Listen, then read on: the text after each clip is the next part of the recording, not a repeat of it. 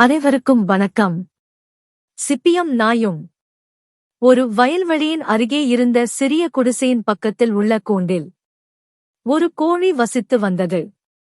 அந்த கூண்டின் அருகிலேயே ஒரு நாய் வசித்து வந்தது. அந்த நாய் தீய வழியில் நடந்து பிறருடையதை களவாடுவதையே வாழ்க்கை முறையாகக் கொண்டிருந்தது.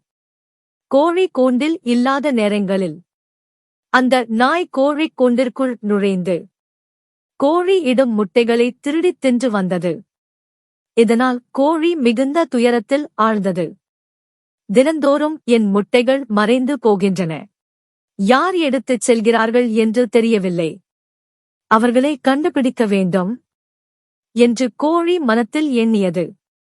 ஒருநாள் அந்த நாய் முட்டைகளை விழுங்குவதை கோழி நேரில் கண்டது. அப்போது கோழி, இனி இவனைச் சும்மா விடக்கூடாது, புத்திசாலித்தனமாகவே பாடம் புகட்ட வேண்டும் என்று தீர்மானித்தது.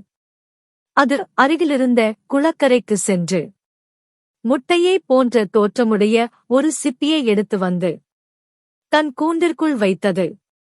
நாளை என்ன நடக்கிறது என்று பார்ப்போம் என்று கோழி தன்னிடமே சொல்லிக் கொண்டது. அடுத்த நாள் வழக்கம் போல் நாய் கூண்டிற்குள் புகுந்தது. இன்றும் சுவையான முட்டை கிடைக்கும் என்று எண்ணி அது முட்டையை எடுக்க முனைந்தது. அந்த நேரம் மறைவாகக் காத்திருந்த கோழி, கொக்கரக்கோ கொக்கரக்கோ என்று உரக்கக் கூவியது. கோழி வந்துவிட்டதாக எண்ணி அஞ்சிய நாய், ஐயோ, கோழி வந்துவிட்டதே என்று திகைத்து அவசரத்தில் அந்தச் சிப்பியை முட்டையென்று எண்ணி விழுங்கியது. உடனே அந்தச் சிப்பி நாயின் தொண்டையில் சிக்கிக் கொண்டது.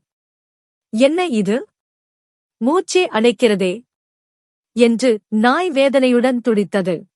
அதைப் பார்த்த கோழி, பிறருடையதை திருடித் தின்றதின் பலனை இப்போது உணர்கிறாயா என்று கூறியது.